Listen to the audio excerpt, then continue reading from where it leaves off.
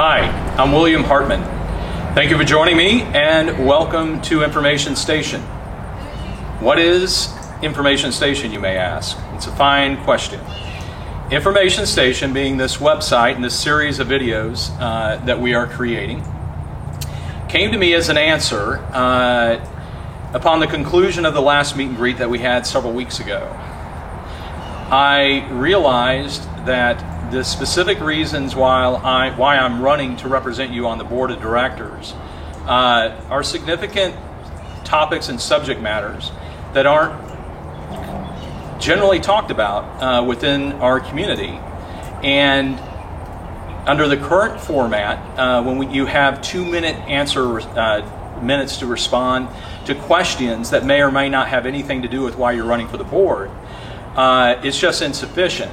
And I think that I deserve, or correction, let me say that again. You deserve better answers than that when it comes to me and why I'm running to represent you. So, that being said, let's get started. I kind of look at the discussion when it comes to the board of directors and this election cycle. Think of it like a swimming pool. I really think this swimming pool needs a deeper end to it.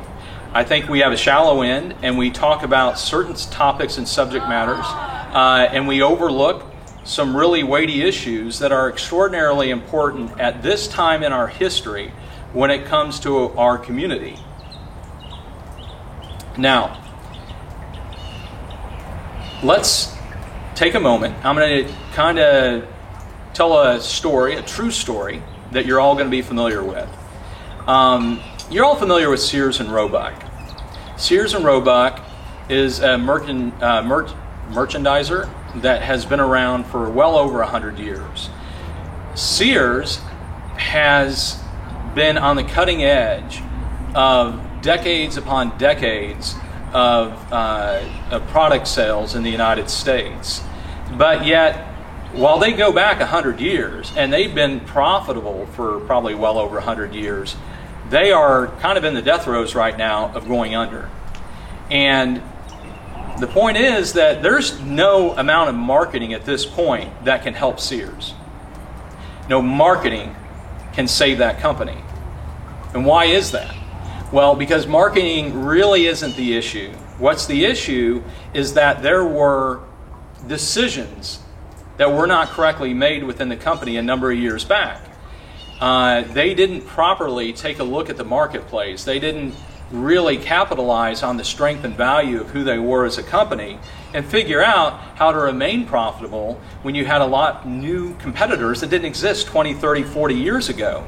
Your big box stores like Home Depot and Lowe's, your on-site venues like Amazon, they didn't really see the market as it was developing, and they didn't make the necessary changes, and they were comfortable just being who they were.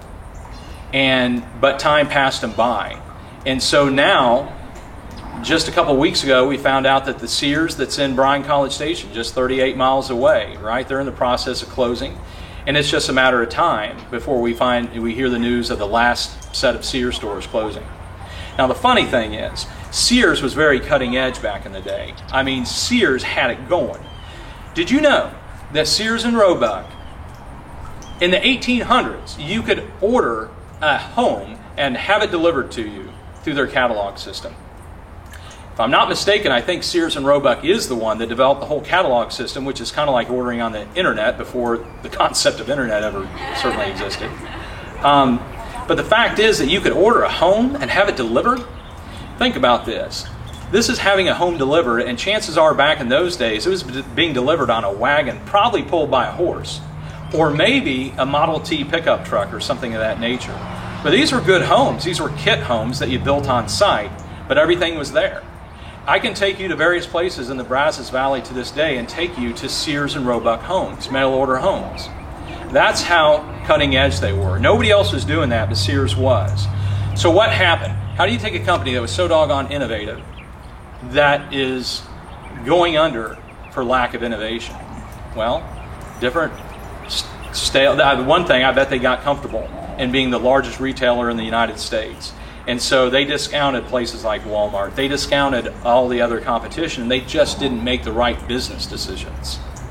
So marketing is a very important piece, right, of what we need to consider. But I'm telling you right now, marketing, if you put too much weight into marketing, it's not going to save you. And it's not going to change some very important things we want to really see change as a community if we think that it's just marketing.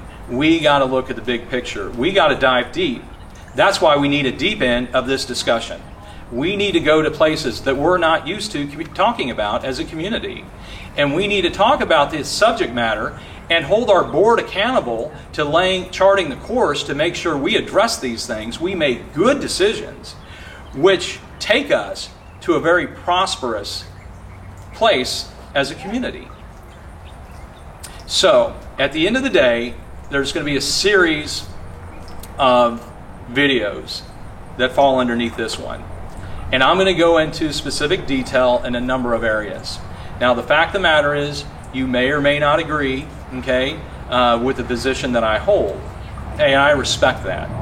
But I ask that you listen to what I'm talking about, think about it, and if we get a chance, hey, I'd love to dialogue with you about it and talk about it. Because the things we're going to be talking about works in everybody's favor. But we have to get to the point of realizing these are important matters that now have to be folded into the leadership, direction, and business decisions of how we operate as a community. So, that being said, let's dive in. Let's dive in the deep end.